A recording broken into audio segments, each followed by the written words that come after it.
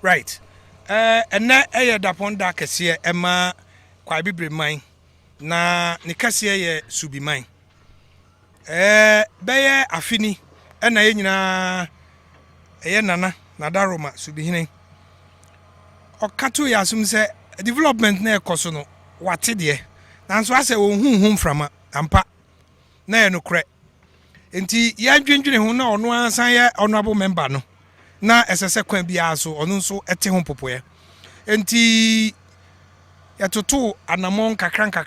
dwen ho assembly ehun se esese ye de development bi ba ha. Enti ya bopo na nananum so asinkete krachi se onbe man asase a ye betimi de aye development no. If you say wo be ye project bia e asase na se nananum ati na omo wo pepa se onbe ma wasase de a na se kwan bia so nso timi boa asmc no na wo de project eba na eboa nana do dan kwa kufu ado adaroma watimi ama ye kwan tontontontontontom e kwan na ofa mfa e free kade e fa akosi nkokọ ene ne importam otumi kwai ene e brem enyina enne na adaroma nti wagusu ama ye ma ha abeye se bebia senia kotawo nti ama yani anso aso nia ono nso wabeye amayen no na esese ye nso a ye assembly no ye de development e ka ho e boa omanfo no na enyuma ene enkoso development e ba ye important ha nti ye na ye ba ya no pe ya na development a ye pese assembly ye ne assembly members ye coordinating director ene nananom atimu apse ye pese ye de ba Kwaebibirem na mom Subi man asase so no enne na aduru ho ne edi kan ye besi abatoa eye mayanka ba bia ye kummoa na ye kura nyina ne importam ye nya ba bia be fiti se ha na wokọ no akokum waboa a eye modern one eno ne na ye beye ne ebedi ho no beye we annex station annex lorry station and market annex ye obi wakade ye obi nkakra wo ye importam de nanso no ye ho no ya ye choked ye kede na ye capital na ya ye choked enti nananum so aboa se on beboa en no mama yasase na ye extension se ne be ya dachi bi no se ho aboa peso no na ye timi abaha na wo hwe Subi na wo hwe kede na hwa donkro no a ye abom ye twin city enti no se ye station annex wa ha eno nso be boa papa ema Kwaebibirem ye ho ahenha yen eno nti na ne ye wa ha enti nananom ye ba ya no pay ya na ye de aso eba be bofom anopai ema indicate a kire the whole world say emri bi a ye dwene ho say ye de ye besi abato wa ha ye mayanka ba bi e kummoa modern one e wa ha no no enne na aduru ho enti ye frame a na ye ba na ye de aso mu nyina nananom maka me ho na ye de aso abofom ye contractor wadom yen a o se obesi na yetua ne kakrakra no ono nso e wa ha ye frɛ no Paul Amani na oye nyuma bebre eboa oman na yakosu akyerɛ no enti ene ye baaya na dwumadi a ye bedie no ne mpemponso no na ansa no na miyi bibia ni akyerɛ oman no afei ye bɛbɔ mpa ye nana bibia mo woka ho no mo nso mo aye na afei awie pɛye ansa ne ye de aso abofom medamu nyina mo ase papa sofo bɛbɔ mpa ye man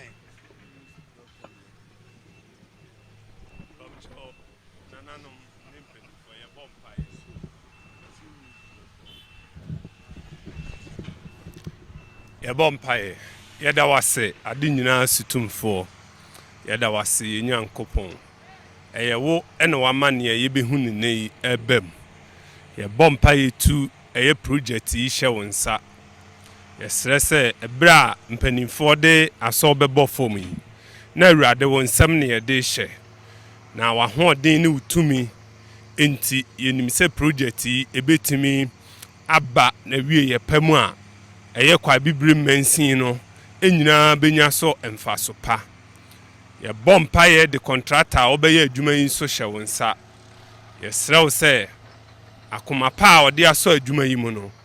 ma saa akoma pa na nkɔ so na ɔntumi fa nwie adwuma yi ɛma mansin ne ɛbɛyɛ oyenne ne ɛbɛyɛ ɔhaw akwanhyia bi deɛ Yehowa yɛsrɛ wo sia no kwan ma yɛn na etimi aba so fɛfɛɛfɛ a awie a yɛba bebue ano no yɛasan de n'ase ne ayeyi ama yɛbɔ mpa yɛkɔ so ade nananom hyɛ wo nsa ɔmo na ɛde ɔpepa ne akomapa gyidwumadi atom yɛsrɛ wo sɛ ma wɔn kwa tenten ne ahoɔden yɛde ɔnɔbo MC enso hyɛ wo nsa adwempa ne ɔdɔ a ɔde som mansin kɔso abɔ ne ho ban kɔso ama na ahoɔden kɔso ama no ihunumu a ɔbɛkɔ so de di mansin yanim na enkosi sɛ obewie n'adwuma no na impuntuo a ɛkyɛn so ɛna akɔ so ɛwɔ yɛ mansin mu wei ne yɛsrɛ wo wɔ ɔdɔba Yesu Kristo din mu amen. Nana, over to you.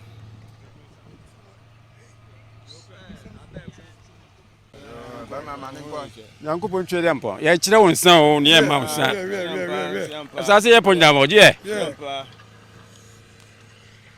And I was some Puma with the Kajo. I was some Puma to answer, yeah. I swear, so a mocha Haitian, Mamma Joe. I saw Maria Ho, when I bear ho, new and my anyone. Monye, a swabra, no pendio. Yena yeka enkwade adwuma yi a desi ode ebrɛ to krem ebeye ama yenyina de mpe aniboni bia wo ho o yempe abrunsansem bia wo ho contractor for amani ono so ono no obeye adwuma yi o yempe se bibia bedi nya yempe se abrunsam bia ebe betwintwa nanem na n'adwuma a ɔbɛyɛ no ɛbɛkɔtɔ ɔten ɔne ne nkwada nyinaa yɛsoro desi kwaminta na dwen pa ɛwɔ sɛ Kwaebibirem ha titiro ne Subi man ayɛ nei wɔde sɛ mpuntuo wei ɛbrɛ no munhyehya no mummie na dwen amonte na hyem desi bie ni hɔ a wayi n'ani ewo se obesun Subi minda agi ono enti momo anu na nadwuma no nkoso o this efie this kura no na wo ko nanim MP na di break kasi a sin this no kura asemu o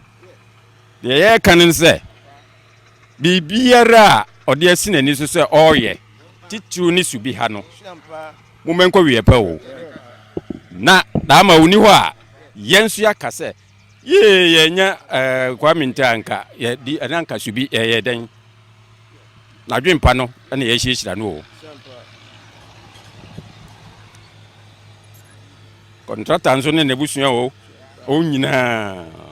mo obi na ne ho aginamo abere emehunehuna ne ha adi anansentintan akase e betwitwa wonam da bi yempa ne saa o enim se ne ye kan nyina ebinim aya aginamo abere a won be hadwen ye de ehu wo sa aginamo abere no nyen nsan yi o ene de eko nhyira hyira no because mo anam ka se obi ntonsan ko kyira busuefo o sa aginamo abere no enkonko mo so ne bobo no su o aginamo abere no nananom mu nyina momwai na ye man konko mo so no so o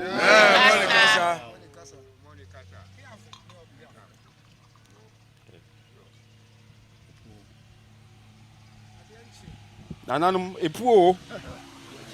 ya kan nyina epuo ni epuo behwen a na epuo behwen se project ya ebe aye shirin na nkrofo free baby eba aba behwen epuo chini kase o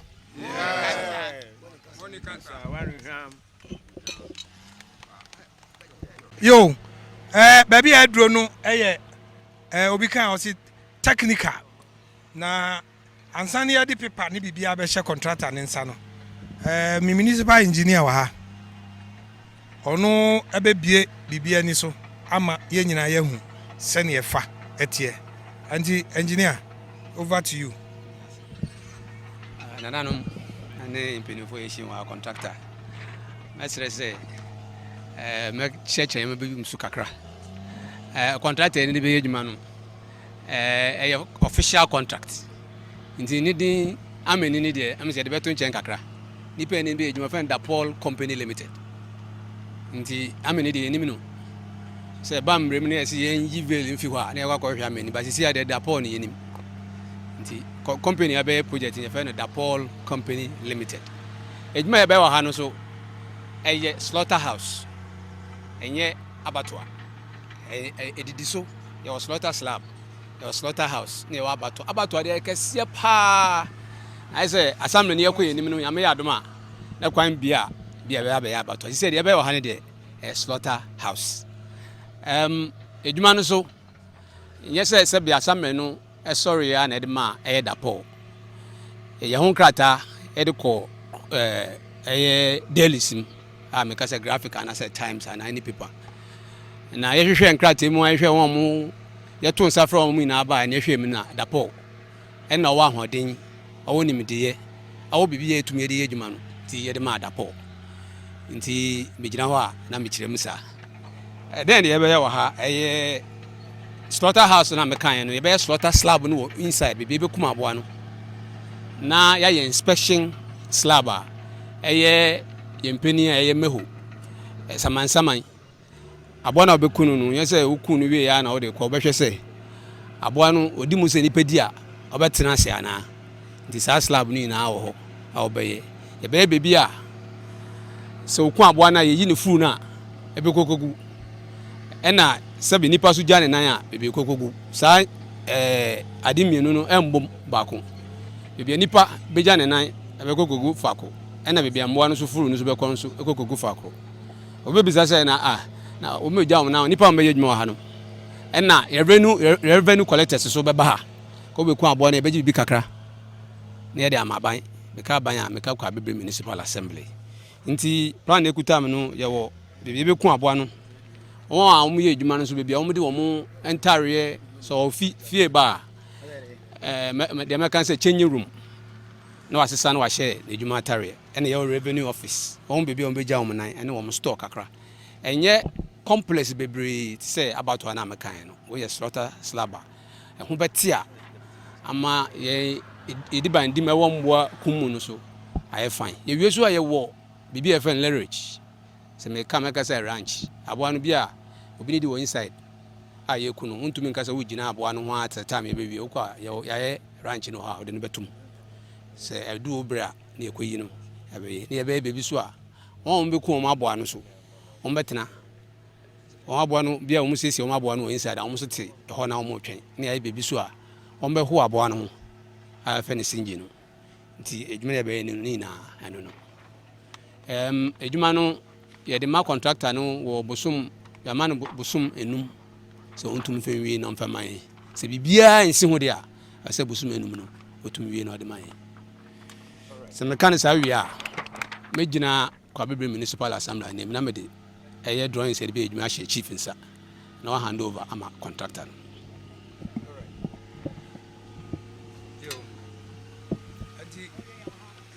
nananum we senia money tua no ya the drawings no ane we ni nyina no we na be ma apagya no ti ya de hye ne nsa na afei watimi angira so de aye ni dwuma nti ene wonsa nti mefa ne se efi ube ayibe ube start akre da ben period wo nti no free saa time ko nyina no ye hwe ni mu se ube start ye di dwuma no ye da wase papa apa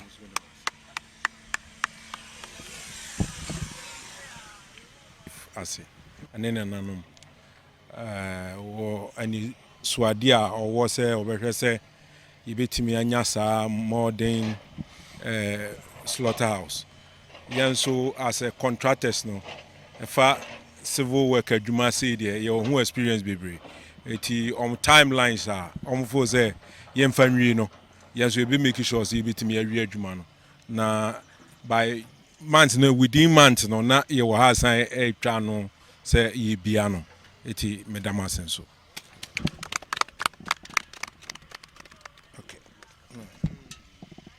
mesan gyina hɔ biam sisi yɛde project no ahyɛ contractor nsa no contractor no wabɛka yɛn ho nti nsɛm ɛwɔ hɔ a anakwan bɛfa so ayɛ adwuma no mbrama kwan sɛ yɛbɛtumi aka kyerɛ nsisi a ɛdi kan no normally ɛyɛ yɛyɛ adwuma a yɛtaa nya problems contractor no aba site no community no pɛ sɛ wɔn kyerɛ no deɛ ɔnyɛ ba meka bi sɛ adwuma no nkrataa wɔ ho nti deɛ pɛ sɛ contractor no yɛ biara no ɔkrataa so nti sɛ community member bi ana panin bi wɔ ha na sɛ biribi na sɛ ɔnte ase a ɔmfa mbra works department yɛbɛma coordinating director ate na chief so aso ate ɛtɔ so ebien so contractor nso yɛbɛsrɛ ne sɛ specifications yɛde bɛma no ɔnhwɛ so na ɔnyɛ adwuma no saa pɛpɛpɛ ɔwɔ haw biara ɔntwerɛ mmerɛ yɛn na yɛn nso yɛma assembly coordinating director ne chief executive so aso nti ama kyima biara mbɛ adwuma no ho anaa yɛyɛ adwuma no sɛdeɛ sɛ yɛyɛ pɛpɛpɛ that's it. All right.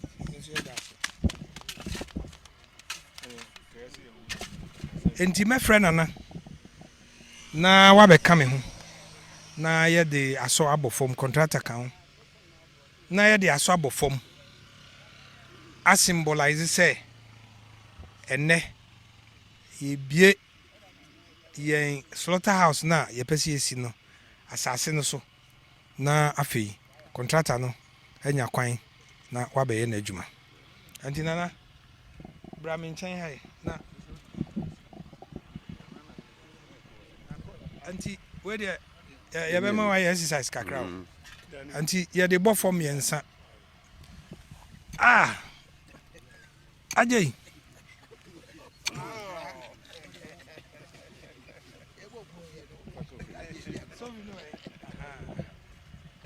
yɛsa ɛnɛ dɛ contractor yɛtu a ne sa o yɛtu a ne sa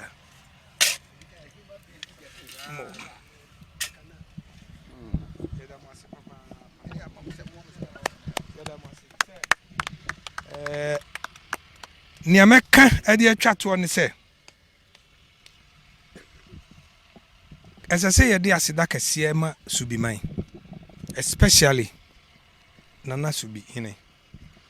efisɛ ɛnyɛ nipa ne nyina na yɛ ana ɔmo wɔ pɛpa sɛ ɔmo de ɔmo asase ɛbɛma aban na ɔde ayɛ mpuntuo obi wɔ hɔ a ɔnhu ne saa nanso yɛbɛkaeɛ ɔte ase Yankopɔn yɛ adom watimi ama yɛn almost about 13 acre land yɛde bɛ develop na ayɛ ensena krabɛhwɛ bibia dachi bi enchirima ni yempanyifo ni nipa bɛba abɛtena wiase nyinaa bɛhu sɛ once upon the time no there was a chief ɔno de na ɔwɔ ahofama ɛma ne kuro ɛne Kwaebibirem man ɛno ne ade a mɛda nananom ɛne atrankonwa ɛne Subi man nyinaa sɛ ɔmo akambom sunsumpa ɛne ahoɔden pa ne mpaebɔ pa ɛpɛ ɛna yɛhia sɛ yɛbɛtumi anya saa kind of akuduro no na yɛde ayɛ nnwuma a ɛbɛboa ɔman no Kwaebibirem Municipal Assembly ɛne Kwaebibirem Municipal Chief Executive mpuntuo no a yɛn nyinaa yɛde bada biara no yɛn yɛayɛ twam hyɛn ɛyɛ dɛn a yɛbɛkɔ na mmom ɛsɛ sɛ yɛtumi yɛ bibi a enipa no nso ba obɛhu sɛ ɔyɛ wei te ɛsɛ me nso yɛ bi toa so enti obiara hu ni saa sɛ yɛyɛ aboa na nipa bi ka sɛ yɛ mea na mede mepɛ ɛna mpɛ sɛ megye asase mimi ni sɛ tumi no ebiom mepɛ sɛ meka to dwa sɛ ɛyɛ nananom ɛne Subi man ɛna di saa asase ama assembly sɛ yɛmfa nyɛ development ɛnyɛ MC ɛno nti no mɛsrɛ sɛ obiara ɛnka na komanto yɛ na ɔmo hwɛ development yɛde ba na ntimi mmoa yɛ kuroi ɛne yɛ mpɔtam ɛno a ɛna mese mɛka nti nananom meda mo ase papaapa ɛne ɔpɛpa a moagye na moanya de ama yɛn Nyankopɔn nhyira so Aye.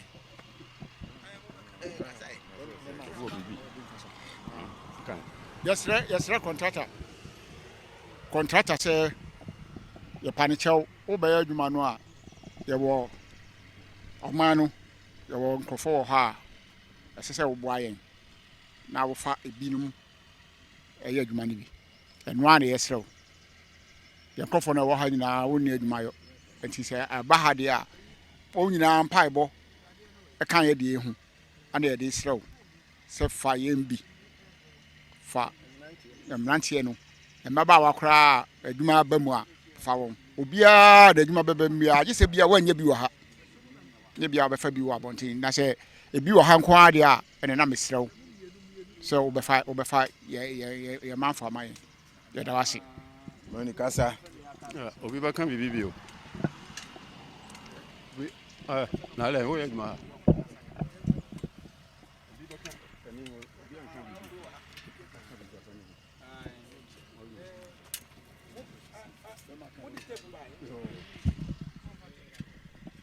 MC wɔn nso yɛde wase bebree sɛnea tam biara ɔbɛnbɛn yɛn na nkitahodie biara me no bɛdi wɔ me kuro yi ho yi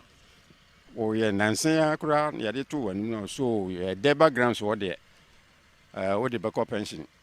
bɛyɛ ne nyinaa ama yɛn na yɛde wase bebree sɛbe wɔde ano aka no koraa no ntumi ama so a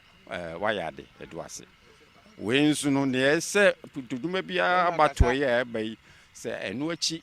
na kɔsodwuma biara ɛsɛ ɛba no wɔnto asoma yɛn na afei daakye biara no woyi kɛde market a wofi kɛde sepa na ɛsɛ wɔba ha ɛwɔ district no mu yɛn nso so yɛayɛ ahoboa ready sɛ yɛbɛboa na subiman nso atu mpɔn woba sɛneɛ mabusua pani nso kaeɛ no ampa ɛho hia sɛ adwuma biara ɛyɛ asɛ menial job Subi adwuma nketenkete bi no ebi ade labor no wɔ ha nti na afei na wɔkɔfɛ bi firi baabi aba wayɛ biribiara nso a ɛkɔ so ha a obi a wobɛfɛsi problem biara no mewɔ fie mene me mpanimfoɔ nyinaa meni hɔ koraa na woka si mpanimfoɔ no biara so a ɛbɛduru me hɔ na biribi a ɛsɛ yɛsiesie no yɛsiesie na w'adwuma a wɔbɛyɛ no nso no akɔ so ama wo a hindrance biara ɛmam nti yɛno nso yɛbɛsɛm wɔakyidifoɔ no nyinaa nso no na akasa kyerɛ wɔn nso so na wɔn nso ahwɛ yie wɔn ne yɛkuromfoɔ yi na ɛbɛyɛ interact wɔn bɛfa namfoɔ wɔ mu ne ade ne nyinaa no na wɔn hu sɛ saa baabiara wɔbɛkɔ biara ne saa na afei biribi wɔ hɔ a na ɛnkɔ yie a ne nso yɛhu na yɛsiesie